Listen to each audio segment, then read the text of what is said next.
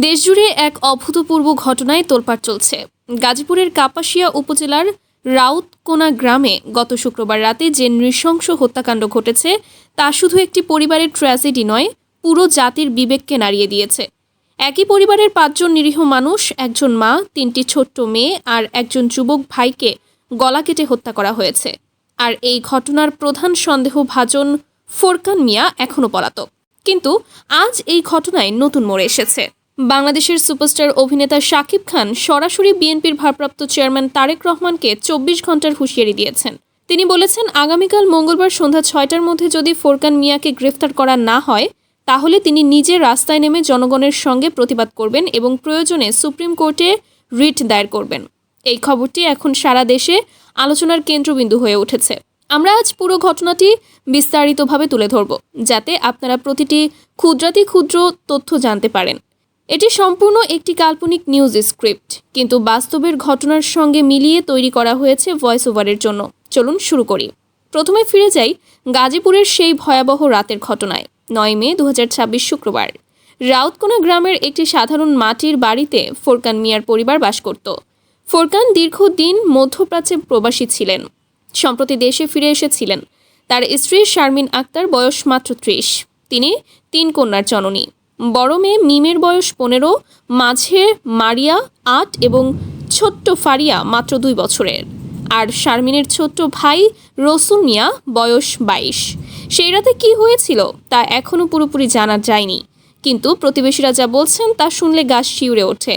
শনিবার সকালে যখন প্রতিবেশীরা বাড়িতে ঢোকে তখন দেখে পুরো ঘর রক্তে ভেসে যাচ্ছে। 5টি লাশ মেঝেতে পড়ে আছে, সবার গলা কাটা, বটি দিয়ে কাটা হয়েছে বলে পুলিশের ধারণা। লাশের পাশে পাওয়া যায় একটি টাইপ করা চিরকুট। সেখানে লেখা ছিল স্ত্রীর পরকীয়া, অর্থ আত্মসাৎ, মারধর এবং পারিবারিক কলহের অভিযোগ। ফোরকান নাকি আগে থেকেই বলেছিলেন কাউকে জীবিত রাখবো না। পুলিশ তদন্তে নেমে ফোরকানকেই প্রধান আসামি হিসেবে চিহ্নিত করে, কিন্তু এখনও তাকে ধরা যায়নি। গাজীপুর জেলা পুলিশ সুপার মোহাম্মদ সালাউদ্দিন বলেছেন, আমরা সর্বোচ্চ চেষ্টা চালাচ্ছি। তার মোবাইল ট্র্যাকিং করা হচ্ছে, আত্মীয় স্বজনের বাড়িতে অভিযান চলছে, কিন্তু এখনও কোনো সন্ধান পাইনি। এই নৃশংসতার খবর ছড়িয়ে পড়ার পর থেকেই সারা দেশে ক্ষোভের আগুন জ্বলছে।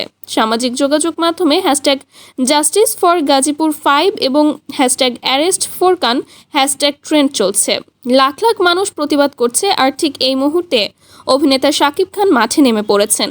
তিনি সাধারণত রাজনীতি থেকে দূরে থাকেন। আজ তিনি সরাসরি তারেক রহমানের উদ্দেশ্যে বলেছেন, ভাই, আপনি যদি সত্যিকারের নেতা হন তাহলে পুলিশকে চাপ দিন। 24 ঘন্টার মধ্যে ফোরকানকে গ্রেফতার করুন, না হলে আমি নিজে রাস্তায় নামব। আমার লাখো ফ্যান আছে, তারা আমার সঙ্গে থাকবে। শাকিব খান আজ সকালে তার গুলশানের বাসভবন জান্নাতে সাংবাদিকদের সামনে আবেগাপ্লুত হয়ে এই কথা বলেন। তার চোখে জল ছিল। তিনি বলেন, এটা কোনো সাধারণ খুন নয়। 3টা নাবালিকা মেয়েকে, একজন মাকে আর তাদের ভাইকে এভাবে হত্যা করা মানবতার বিরুদ্ধে অপরাধ।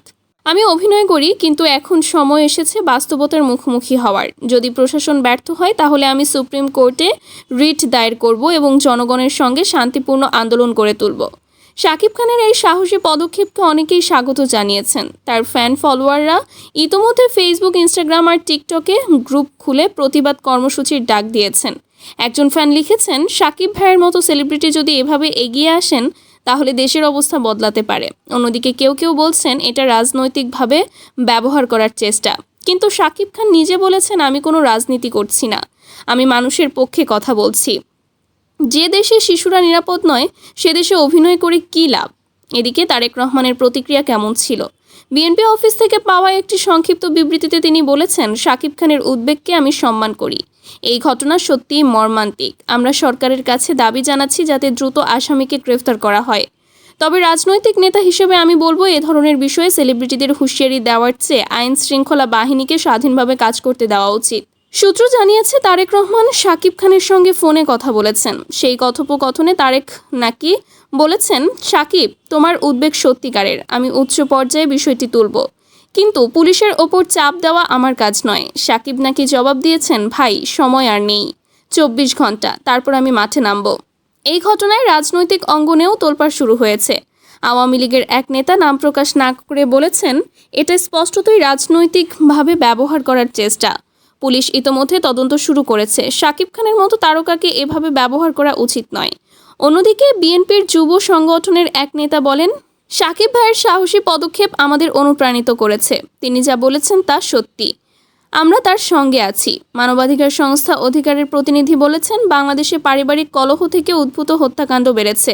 গত বছরে নারী ও শিশু নির্যাতনের ঘটনা 23% বেড়েছে। প্রবাসীদের মধ্যে দাম্পত্য অসন্তোষ, অর্থনৈতিক চাপ এবং সামাজিক মাধ্যমের প্রভাব এ ধরনের ঘটনা বাড়াচ্ছে। শাকিব খানের মতো ব্যক্তিত্ব যদি সোচ্চার হন, তাহলে সরকারের ওপর চাপ বাড়বে। গাজীপুরের স্থানীয় বাসিন্দারা এখন ভয়ে আছেন। একজন প্রতিবেশী রহিম মিয়া, বয়স 55, কান্নাজড়িত কণ্ঠে বলেন, আমরা সারা রাত ঘুমাতে পারিনি। এই বাড়িটা তো আমাদের পাশেই। ছোট মেয়েগুলোকে দেখতাম খেলতো। কী অপরাধ ছিল তাদের? ফোরকানকে যদি না ধরা হয় তাহলে আরও অনেক ঘটনা ঘটবে। সাকিব ভাই যা বলেছেন ঠিকই বলেছেন, আমরা তার সঙ্গে আছি। আরেকজন মহিলা প্রতিবেশী বলেন, শারমিন খুব ভালো মেয়ে ছিল, কখনো কারোর সঙ্গে ঝগড়া করেনি। ফোরকান ফিরে আসার পর থেকেই ঝগড়া শুরু হয়। আমরা অনেকবার মিটমাট করার চেষ্টা করেছি, কিন্তু কেউই শোনেনি। পুলিশের তদন্তে নতুন তথ্য বেরিয়ে আসছে। ঘটনাস্থল থেকে উদ্ধার করা বটিটি পরীক্ষা করা হচ্ছে। ফোরকানের মোবাইলের লাস্ট লোকেশন গাজীপুরের কাছাকাছি, কিন্তু তারপর আর কোনো সিগন্যাল নেই।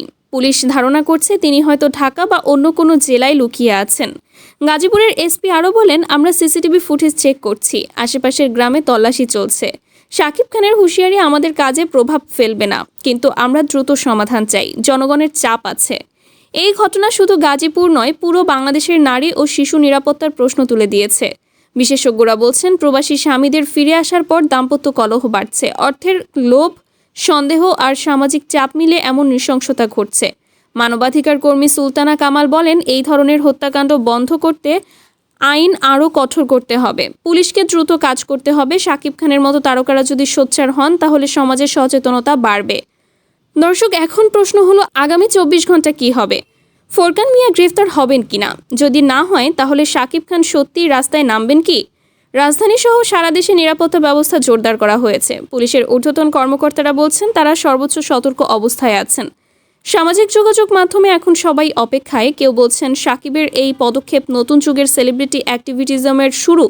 কেউ বলছেন এটা শুধু একটা হুঁশিয়ারি, কিন্তু বাস্তবে কিছু হবে না। কিন্তু একটা কথাই স্পষ্ট, 5টি নিরীহ প্রাণের রক্ত বৃথা যেতে পারে না। আরও কিছু তথ্য দেই। নিহতদের দাফন গোপালগঞ্জের পাইকান্দি গ্রামে সম্পন্ন হয়েছে। পরিবারের সদস্যরা এখনও শোকে মুহ্যমান। শারমিনের বাবা বলেছেন, আমার মেয়ে আর নাতনিদের হত্যাকারীকে ফাঁসিতে ঝোলানো উচিত। সাকিব ভাই যদি সাহায্য করেন, তাহলে আমরা শান্তি পাব। ফোরকানের পরিবারের পক্ষ থেকে এখনও কোনো বিবৃতি আসেনি। তার আত্মীয়রা বলেছেন, আমরা বিশ্বাস করি না ফোরকান এমন কাজ করতে পারে। তদন্ত হোক। দর্শক, এই ঘটনা আমাদের সবাইকে ভাবিয়ে তুলেছে। সমাজে নারী নির্যাতন, শিশু হত্যা বন্ধ করতে হলে সবাইকে একসঙ্গে দাঁড়াতে হবে। শাকিব খানের এই হুঁশিয়ারি যদি সত্যিই কাজ করে, তাহলে হয়তো অনেক অপরাধী ধরা পড়বে। আমরা সারা দেশের মানুষের কাছে আহ্বান জানাই, এই বিষয়ে সচেতন হন, প্রতিবাদ করুন, আইনের পক্ষে থাকুন। আগামীকাল সন্ধ্যা 6টার পর আমরা আবারও আপনাদের সঙ্গে থাকবো আপডেট নিয়ে। যদি ফোরকান গ্রেফতার হন, তাহলে সেটা বড় খবর। আর যদি না হন, তাহলে শাকিব খান কি করেন সেটা দেখতে সবাই উন্মুখ।